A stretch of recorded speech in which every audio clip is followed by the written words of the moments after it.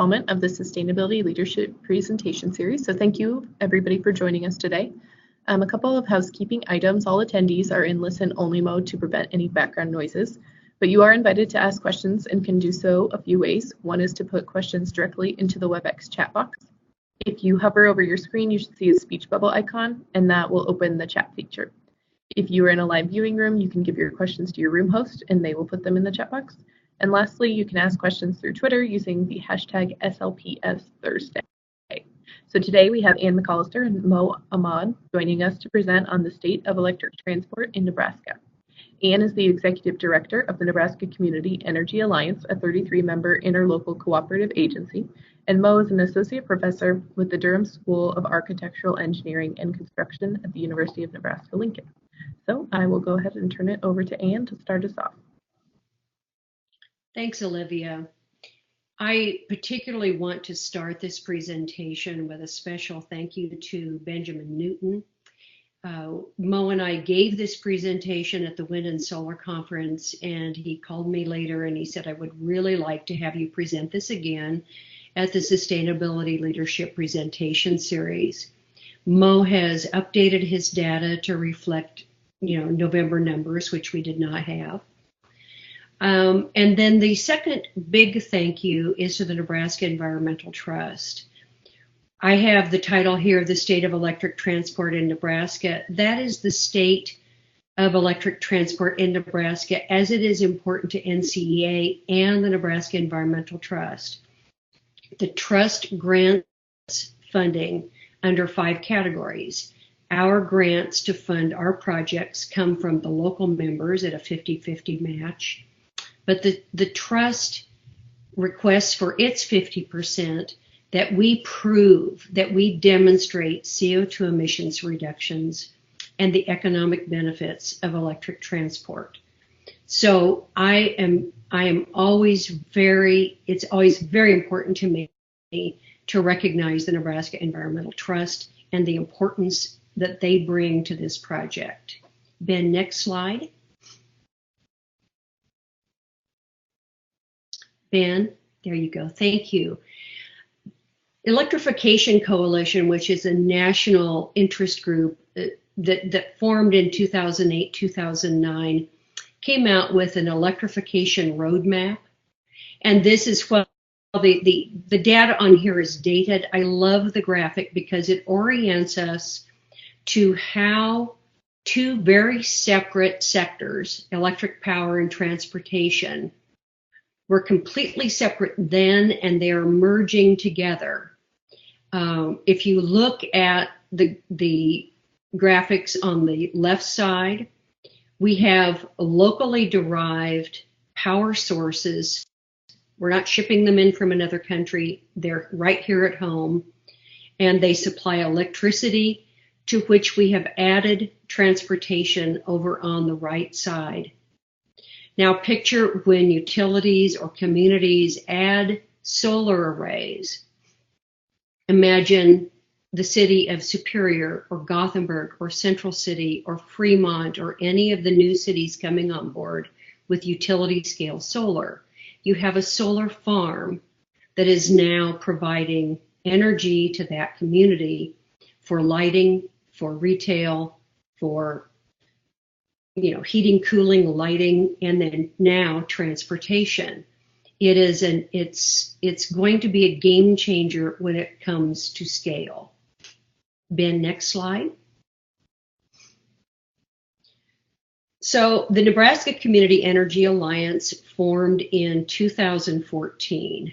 I had been beginning to develop this market since about 2009, 2010, before they sold EVs in Nebraska. And as you all know, EVs have come a long ways in 8 years. And most of all, they've proved themselves. The utilities now have enough affirmation of this market to now become involved in building this new consumer for their product. Next slide, please. So we now have 35 members I said 33 before, but we just had the city of Stromsburg and Central Community College, our host today, join at the last meeting. Because we like to have members with skin in the game, we charge a new member $1,000 on a one-time basis, but we've also started a different membership class called the associate member, where it's $250 for an annual fee that's non-refundable. Then they don't have voting privileges, but they can be on the grants that we sponsor as the primary grant sponsor. So it is an opportunity for individuals, private companies, and other entities to join at a less onerous price. Next one.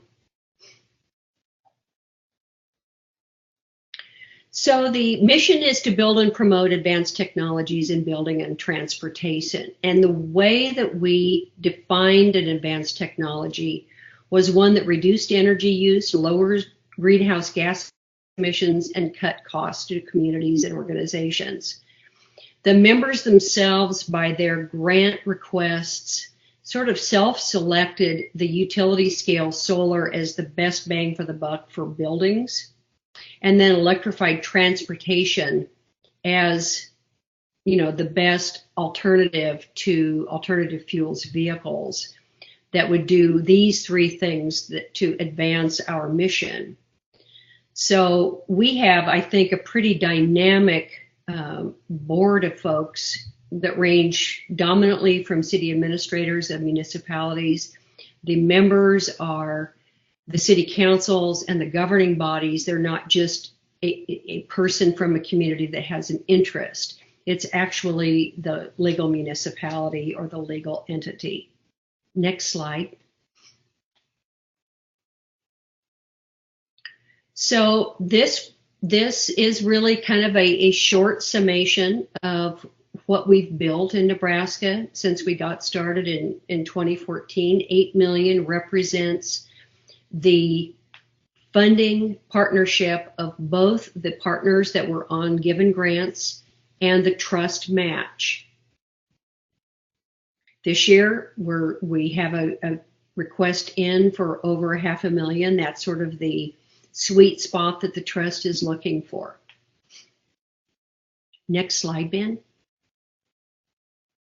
So I'm going to turn it over at this point to Mo Alahmad, who is our data analyst and team research leader at UNL at PKI in Omaha. Mo, go ahead. Yes. Hi. Thank you, Anne, for this information. And I also would like to thank Olivia and Ben for giving us this opportunity to share our project findings with all of you and all the listeners. I will start my portion of the presentation by providing information that support the mission of NCEA for the building and promotion of advanced technology in buildings and transportations. Then I will discuss the economic and environmental benefits of NCEA's projects in the deployment of electric vehicles and charging infrastructure, and provide some specific data for data that we collected from the installed charging stations with respect to the number of users who are using these charging stations and the number of sessions. Ben, next slide, please. So if we look at the CO2 emissions in the state of Nebraska in 2015, we see that the transportation sector and the electricity generation are the two largest contributors that account for 46% and 27% respectively for the CO2 emissions. So the question is there a way that we can reduce these percentages? And of course, the answer is yes. And so by looking into the next slide, Ben, the next slide. So by looking into the electricity generation, and if we say, okay, where is, what are we using to generate our electricity? So we see that we are using a large percentage of fossil fuels and a small percentage of renewable energy sources. So if you look at this 2015 data, it shows that about 12% comes from renewable energy sources. And so now if we go to the next slide and say, okay, what has Nebraska been doing in the last few years with respect to incorporation of renewable sources into our electricity generation mix, such as wind, solar, and biomass? And we see that in 2014, the net generation in megawatt hours was 2,801, whereas in 2017, it's 5,197, so almost double. So we see that the utilities, the citizens are doing, taking actions and doing their part in incorporating renewable energy sources. And as a result, if we look at this CO2 emissions, in the future, we're going to see that it's going to get, that percentage is going to get reduced as a result. And so that will take care of the electricity sector. And we're going to see later in the presentation that as we incorporate more renewable, actually that's going to be a benefit, a double benefit for the transportation sector. So if we go to the next slide. So with respect to the transportation sector and looking into the CO2 emissions from 2005 to 2016, we see that in 2005, it was 12.2 million metric tons, whereas in 2016, it's 13.8. And so the question is, what can we do to reduce the CO2 emissions? So if we go to the next slide, please, Ben. So what we did is we looked into Nebraska and the number of registered cars, whether they are the light duty vehicles, and we focus on the light duty vehicles. And we looked into the segmentation, whether it's a gasoline, whether it's a diesel, whether it's compressed natural gas or electric. So we see from the, in the slide in the lower right corner that if we are focusing on the pure electric vehicles, that in 2014 we had 190 registered cars, whereas in 2017 we had 507. So we see that there's an increase in the number of electric vehicles. And if we look at the slide to the chart on the left, and we look at the hybrid electric vehicle, we see that the number went from 12,000 in 2014 to 16,000 in 2017. And next slide, please. And so so that's in the state of Nebraska. So now if we look at across the U.S. and we look at the number of plug-in electric vehicles, so this is a pure electric vehicle or plug-in hybrid vehicle, we see that in 2015 there were 116,099 cars that were sold, whereas in 2018 through the month of October, that number is 273,398 cars. So we see that there are more and more plug-in electric vehicle cars that are sold in the U.S. that are being driven across, on our highways and streets. So now, how can we support this plug-in electric vehicles sector? So we can support it with an infrastructure, and that infrastructure is the charging infrastructure. So similar to having gas stations for the conventional vehicles, in order to support plug-in electric vehicle, we would need the charging stations. So we looking into the details of that. We have three types of charging stations or charging infrastructure that are available for us to use. The first type is the residential charging, and this is referred to as level 1 or level 2. So the level 1 is the 120 volts. So this is taking the charging station and plugging it into the 120 volt outlet that's available in your garage. And if you do use that type of charging station, it will take about 8 to 12 hours to charge your car, depending on the type of car electric car that you have and the capacity of the battery in that car. There's also the residential charging level 2, which is a 240 volt, and this will require you to install a 240 volt outlet. And for using the level 2, that will cut the charging time to 4 to 6 hours, again, depending on the type of car that you have.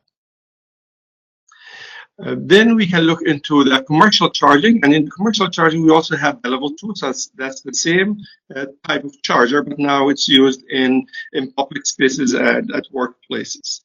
The last type is the level 3, which is the fast DC charger, which is uses 480 volt, and it takes approximately 30 minutes to charge an empty battery to up to 80% of its capacity. So now, with respect to the number of stations that have been installed, if we look at across the U.S. For the level 2, the commercial charging level 2, we see that we have approximately 45,500 ports. And looking into the level 3 or the fast DC charger, we see we have approximately 9,000 ports, and that number does include the Tesla ports. Now, focusing on Nebraska, so we see that in Nebraska, and thanks to the projects that NCEA has undertaken, we have a total of 122 ports across the state of Nebraska. And with respect to the DC fast charger, we have 58 ports. However, if you see the picture, above the number, you see the level 3 at Ashland. That's the only fast DC charger. That's a charge point fast DC charger that was installed as part of the NCEA projects. And the rest of those the rest of these fast chargers are the Tesla ports. Next slide, please. So we looked into some of the research that's taken place, and one of the interesting research is a research that's done by the National Renewable Energy Laboratory. And then what they did in their study is they indicated that an adequate charging infrastructure is really required to enable long-distance driving, to prevent range anxiety, and to promote the adoption of electric vehicle. And they indicated that initially, we would need a minimum number of charging stations in a geographic location so that we can cover if someone is driving from point A to point B. And as a result of this initial installation, these charging stations will be underutilized. And we noticed that in some of our charging stations here in Nebraska, because we need to install these charging stations. And as the public, adapt more and more electric vehicles, then we're going to go into the next phase, which is that as the number of electric vehicles increases in Nebraska, there will be a growing demand for more stations, and as a result, we're gonna have to install additional stations. In addition to this, what NREL did is they wanted to conduct some forecasting on state by state and for the entire U.S. in terms of by 2030, how many electric vehicles we're going to have on our roads. And so they determined that we're going to have 15 million cars. And in order to support these 15 million cars by 2030, we will need approximately 601,000 level 2 charging stations at the workplace and also in public, and a total of 25,000 fast DC chargers. Next slide, please. And so what we wanted to do for the state of Nebraska, we wanted to say, okay, let's conduct our own forecasting and some analysis. So what we did is, this is the information that's presented on the left side of the slide, is what if we looked into all of the light-duty vehicles that were registered in Nebraska in 2016, and there were a total of 700,277, and if they were all electric vehicles, what would the impact be? And so the impact would be is that for every mile those cars were, if they were all electric, for every mile driven, savings will be about $63,000 per mile. And in terms of the CO2 reduction, for every mile that's driven, we would reduce CO2 by 115 US tons. And how much electricity will that require? So this is looking at the 2016 Nebraska energy consumption by the end sector. So that will account for 54% of the current electricity that's now being used for the commercial sector. We also did forecasting in terms of from where we are now and also until 2030, and say, okay, based on what the number of electric vehicle and plug-in electric vehicles that we have in the state of Nebraska, how many electric vehicles we can have by 2030? And so our forecasted data shows that by 2030 we're going to have approximately 41,000 electric vehicles and 82,000 plug-in electric vehicles. And therefore, in order to support this number of plug-in pure electric and plug-in hybrid electric vehicle, and this is looking at the chart below, that we're gonna need approximately 12,000 ports across Nebraska. That's the level 2, and 341 fast DC chargers to support the number of electric vehicles in Nebraska by 2030. Next slide, please. All right, so now we're going to look at the specific data that we have been collecting. And again, what this picture shows is the only fast DC charger, the charge point fast DC charger that's installed at Ashland as part of the NCEA project. Next slide, please. So what we did is we wanted to look into what are the economic benefits of the adoption of electric vehicle and the installation of the charging station to support the electric vehicles, and what are the environmental benefits. So we started by the economic benefits, and to do the analysis, we looked into the conventional vehicle that's driven by gasoline. Then we looked into the diesel vehicle, compressed natural gas vehicle, and electric vehicle. And we looked into the cost of the fuel. We looked at the fuel efficiency of each type of car, and we came up with the cost of driving a single mile. And then we said, okay, as the price of electricity, the price of gas changes, how does the benefit changes for driving an electric vehicle? So for the analysis, we looked at the, for the table that's showing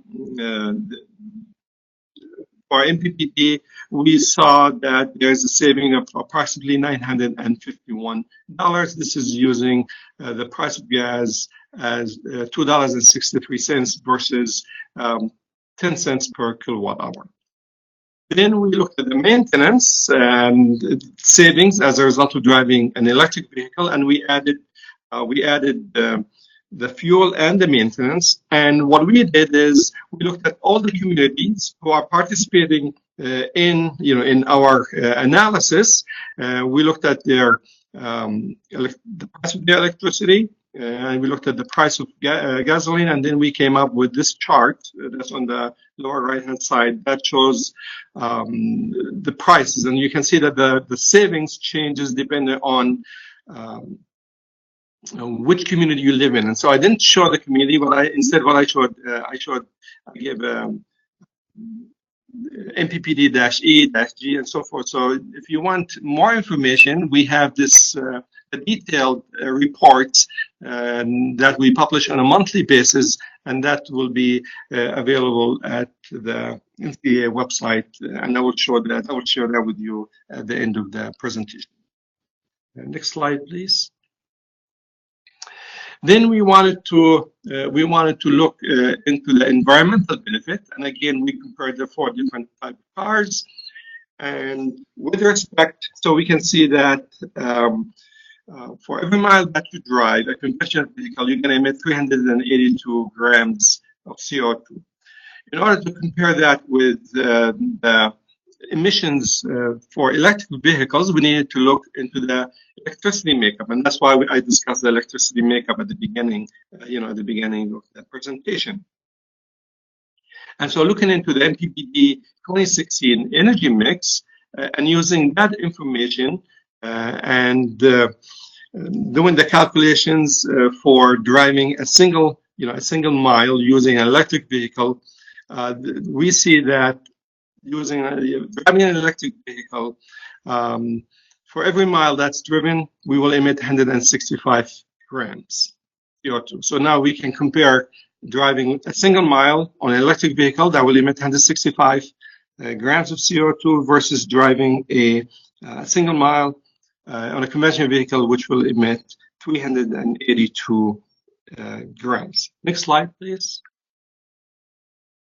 So we wanted to see what will the impact be as we, as the utility uses more and more of wind, solar, and other renewable energy sources. So if we look at the electricity makeup, and if the electricity makeup accounts for 50% renewable, we see that the CO2 emissions of an electric vehicle will reduce from 165 to 111 grams per mile. If the renewable mix is 75%, we see that the reduction goes to 58 grams per mile. And if it's 90% renewable, that's for the generation of electricity, every mile you drive an electric vehicle, you only emit 26 grams of CO2. Next slide, please. So this is showing, so this is where we have data for all of the participating communities and cities in our project. And so you can see that, Alahmad School, Ashland, Bellevue, Central City, and so forth. So each of these communities are participating either by, having an electric vehicle or having charging stations on their site or in their location. And for that, we document on a monthly basis. And since November 2014, when the first grant that we received from the NET, what the savings are. So you can see that, for all these communities, since the first phase of the project, we have saved 47,000, and we have reduced CO2 emission by 274,000 pounds. Next slide, please. And so this is again, this is a summary that took the last line of that table. And here's the detailed monthly economic and monthly CO2 reductions. And again, the full report and all of that information is available at www.ncea.community.energy resources.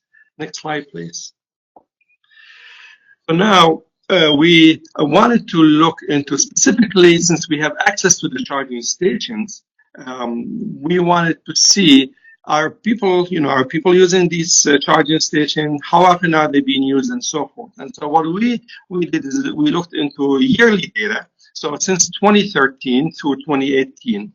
And so if a person goes and uses a charging station once in the entire year, and he goes to use another charging station, he will not be counted twice. So based on that, we see that in 2013 there were only 19 unique drivers who used the charging stations or the charging infrastructure in Nebraska. Moving forward to 2017, there were 427, and in 2018 to the month of November, we already have 684 unique drivers. This is that they are they charge once, and if they charge again, they're not counted. And if we look at the number of sessions, how many times these charging stations were used, again, if you look at 2017, there were 4,361, and in 2018, through the month of November, you see that the number is 6,541 charging sessions. And again, the graphs, on the right side shows that data. Next slide, please. So what I wanted to do is, instead of just looking at, general information, I wanted to pick two sites and just provide the detailed information. So those two sites are, one is the University of Nebraska at Omaha. And so at Omaha, we have 4 charging stations, 8 charging ports. The first one was installed in July 2017. The second one actually was part of the NCEA grant and was installed in April 2018. And they were then, added 2 more stations in July of 2018. And so this is the data showing the monthly economic benefits and the monthly CO2 reduction for these 4 charging stations or 8 ports since July 2017. So you can see the economic benefit account amount to 2,382, and the CO2 reduction is 4.15 US tons. Next slide, please. And with respect to the number of unique users, you can see that in December 2017 there were only 7 users. In November there were only 6, and so forth. So, but through 2018 we already have through November we already have 82 unique users, and we already have 717 sessions. And looking at November, we see that in November alone we had 29 versus November 2017 where we only had 6 users. So we can see that the adoption of electric vehicles is taking place, and more users are using these charging stations. Next slide, please. The next example is at the MCC, the Metropolitan Community College. They have 2 stations. They were installed in September of 2017, and again we have 4 charging ports, and you see the saving of 1,245, and the CO2 reduction is 2.13 US tons. Next slide, please. And in terms of the number of users and the number of sessions, if you look at November of 2017, there were 9 unique drivers and 30 sessions. And if we compare that with November 2018, we have 8 and 42 sessions. And overall, for 2018, we have 41 unique drivers and 468. And this is just specifically for using the station at NCC. Next slide, please. So with that, I conclude my presentation. Again, I would like to thank the Nebraska Environmental Trust, for their grant funding, and thank the communities themselves, because they are the one who also, like Anne mentioned, they have. And what did you say? They have a leg in the game, or where they have to come up with 50% of the cost of the charging stations and the electric vehicles and so forth. And of course, I would like to thank the Sustainability Leadership presentation series, and for all the attendees for listening to this presentation. Thank you.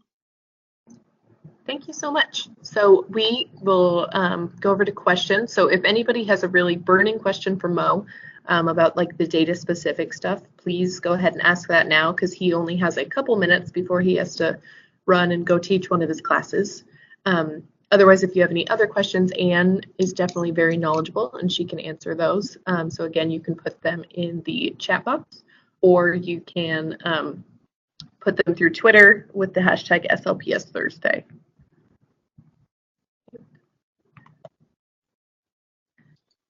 Okay, so we have one. What is the reason for the big jump in electric vehicle use at UNO and MCC comparing 2017 to 2018? So I would say, can you go back to that slide? So if you go back to the UNO, I would say that the reason for the big jump is the fact that now, if you go back to the previous, which shows the number of stations, the fact that we had, this one. So in 2016, there was only one charging station, which is at the Scott campus. So that's the South campus of the UNO. And in 2018, as part of the NET, we added the second one also next to it. So there are 2 charging stations side by side at the Scott campus. And then in July of 2018, they UNO added 2 more stations on the North campus. And so if you are visiting the South campus and you park in the Scott campus, you can use those charging stations. But if you work or if you are visiting the North campus, unless you have to use those charging stations, most likely they didn't drive to park and then walk to the North campus. So my reasoning would be is the fact that we installed more charging stations on the North campus, and as a result, we have the increase in utilization. Great, thank you. And we'll let you. And I know you mentioned something about the NCC. I'm not really familiar with the campus on NCC. I would say if I were just to make an educated guess, why do we have the increased number? Is the fact that awareness of the fact that there's a charging station located at the campus, one, and second is more electric vehicle owners are driving, and maybe utilizing those stations as part of their daily commute or part of. Yeah, I'm not sure how. Can I check something? Can you? And is there any? Would you like to add if there anything you want to? I think I also wonder, the OPPD had a rebate program that started on June 1, and we had $275,000 to give OPPD, $200,000 for EV and ChargePoint Home grants, and the purpose of it was to populate their utility pilot study, and they needed a study cohort, and so in 4 months they sold out of the EV home charging rebate, the dual rebate of $4,000. So that also happened simultaneously with this big jump. Lots of people got cars. Metro Community College and UNO are both big employers. We know most folks charge at home, but when you have public charging available, it extends the range of your battery like crazy. So that's another possible reason for the questioner. Exactly, that's good. And yeah, the fact that there were 50 cars that were sold, as part of that rebate program in the Douglas area. Exactly. Yep. Great, thank you so much. So we'll let Mo go to his class so that we don't make your students wait. Yes, but thank you so much. Well, thank you very much. If you have any more questions, again, Anne, or you can email me. And thank you. Have a good evening. Yes. Yeah, you too. Thank you. Okay, Anne, it's all up to you now. Are there questions? Yeah, there are a couple more. Sure. So do you see an increase in the renewable energy mix in Nebraska in the next few years? I do. I see it because climate change is so much in the news. I have seen interest from Nebraska utilities in getting behind their community members who have an interest in developing utility scale solar. We're talking 500 kilowatts to 2 megawatts. There are some that have gone to 5. South Sioux City and Lincoln come to mind. So we're seeing a displacement of coal-based power with renewable energy right now. And so I do see that, and there's incredible pressure from the younger generation than myself. I mean, you hear politicians talk in Nebraska about lower property taxes. Someone much younger, my kids, would say that doesn't interest us at all, but what can the state do about climate change? This is the number one burning issue for a lot of people in their 20s, 30s. So that's, yes, I do see utilities and individual investment in EVs and solar, and they're sort of companion animals here coming together and creating an entirely different energy distribution environment. Great. And for electric transport, do you feel that it is like kind of a build it, if you build it, they will come model, or is it better to wait for there to be demand from electric vehicles before you put in the charging stations? No, it's the former.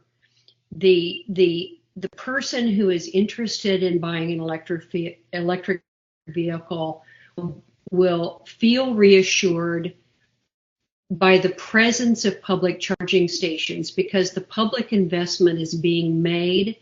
They know it's here to stay. It's a market signal that it's here to stay. They read about it in the Wall Street Journal. They read about it in the Times. They hear about it on Fox News. It is just the modernization of transportation. as we get away from foreign-based fuel sources and we come back to a local energy source that now supplies transportation and lighting, home heating and cooling. It makes a big difference in terms of whether someone will buy an EV. Definitely. So how much promo is done? Is it more through NCEA or is it more up to the individual organizations? I don't know what you mean by what kind of promo. Around like making people aware of the charging stations being available. Every time we have it as a grant requirement that we do a public dedication when a project is installed and deployed and it's working and it's online. And then we have opportunities like this one, which will go into your archives. It'll go on YouTube. People start spreading the word. But honestly, it's just the driver experience that I think is the most profound. Yes, gas prices, when they start to approach $4 and over, I'll get people eyeing me and they'll want to start asking questions because the pinch is beginning to be felt. But I think that it's the personal driver's anecdotes about how it is just like driving any other car, but I never have to stop at a gas station to fill up. I just plug it in at home. It's ready to go in the morning. It tells me how far I have to go before I need to refill it. And it's just a new form of transportation that's very zippy, and it's just a better car.